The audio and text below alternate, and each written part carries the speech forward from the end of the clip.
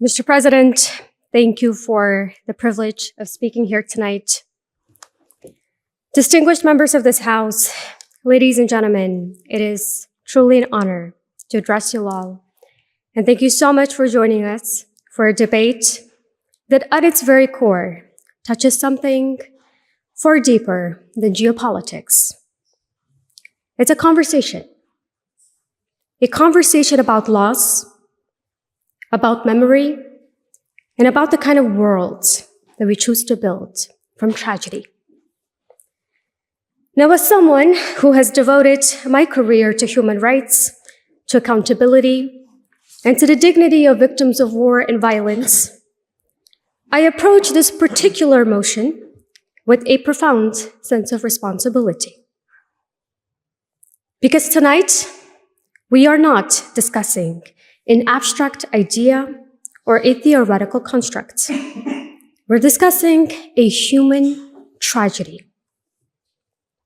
And how we speak about a human tragedy matters. Because words are powerful. Our words can shape understanding, they can shape memory, and they can shape the truth that we choose to carry forward. And it is for that reason that I believe that the words of this motion tonight should give everyone in this chamber a pause. The conspiratorial framing of this motion sends a deeply troubling message to the world that this House, known for its rigor, its integrity, and its respect for truth, is willing to let conspiracy replace evidence and speculation stand in for reason. And it is for that reason and out of respect for the lives lost that I rise to oppose this motion tonight. Now, before I proceed with my arguments, it falls onto me the duty and indeed the honor of introducing our guest speakers this evening. First, we have Secretary Chertoff, who served as the United States Secretary of Homeland Security under President George W. Bush.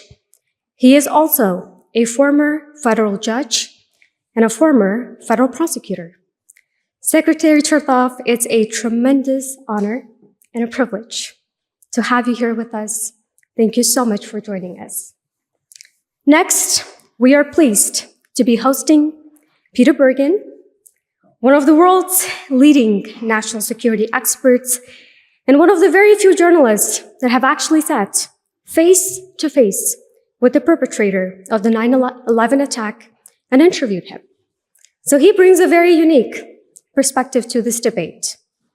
And finally, we have Michael Leiter, the former director of the United States National Counterterrorism Center, a role at the very heart of U.S. intelligence and national security decision-making. Thank you so much, everyone, for joining us. And Mr. President, these are our distinguished line of speakers, and they are indeed most welcome.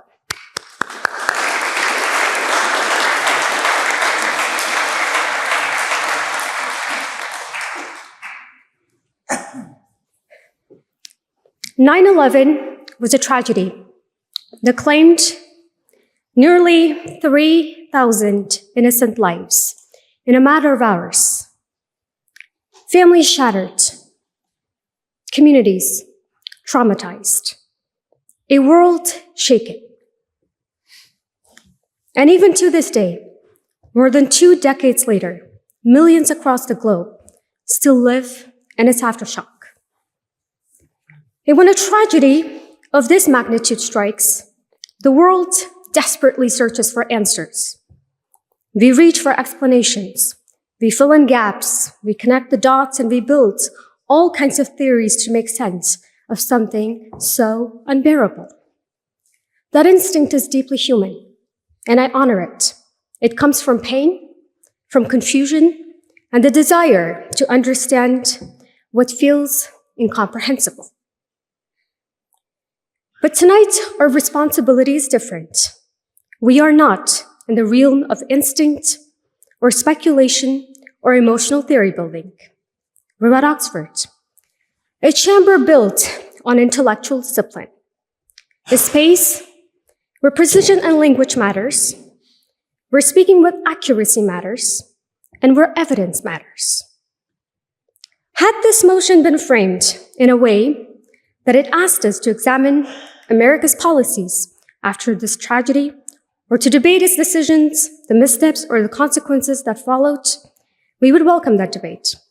Instead, this motion makes a far more sweeping, a far more radical claim. This motion alleges that America has weaponized this tragedy, therefore alleging intent.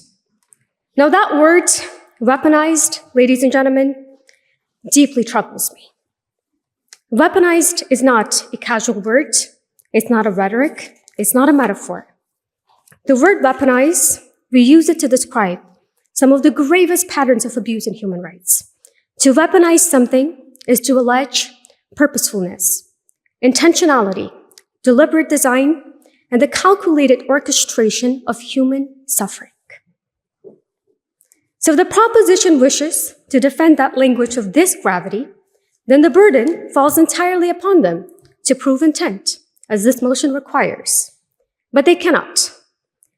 They will speak to you about the wars, they will speak to you about the policies, about consequences, as the previous speaker so eloquently did, but none of that really answers the question at the core of this motion, the allegation of intent.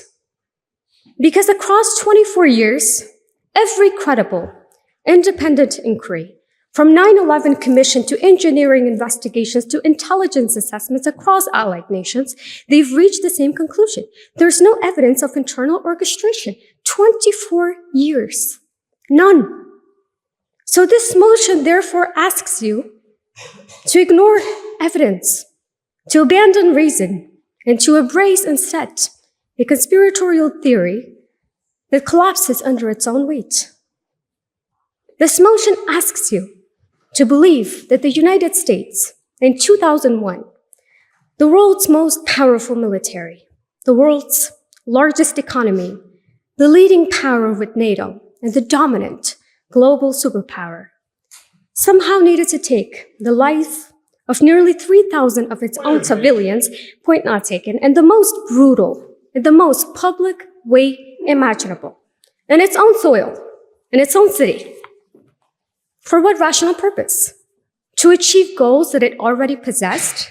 Why would a superpower, at the height of its influence, a nation with unrivaled military reach, with more allies, wealth, and leverage than any state in modern history, choose to devastate, literally, ladies and gentlemen, devastate its own economy, shatter its global credibility, cripple its aviation industry, and plunge its own population into grief? And even if one were to imagine such a scenario, the logistics alone doesn't add up. A conspiracy of this scale would have required the flawless, silent coordination of over thousands of individuals, intelligence officers, military personnel, airport staff, can I have some water? Engineers, first responders, journalists. So are we really truly here to believe that every one of these speakers perfectly stayed silent for 24 years? Ladies and gentlemen, governments struggle to keep a single email confidential, let alone a multi-agency mass casualty conspiracy of this magnitude. So, esteemed members of this House, ladies and gentlemen, tonight I ask you to please vote against this motion. Not to defend any government. I'm not doing that. I'm only here to defend a principle that truth matters. I'm a lawyer. I strongly believe in evidence, I believe in truth, and I believe in the moral weight of words. This chamber is not a home for conspiracy. It's a home for evidence. It's a chamber for reason and for dignity. Nearly 3,000 innocent lives was taken from us. Ladies and gentlemen, their memories deserve respect and honesty, not exaggeration and not distortion, as this motion is doing tonight. So I ask you Please stand for what this chamber at its best embodies, which is evidence, integrity, and truth. Thank you very much.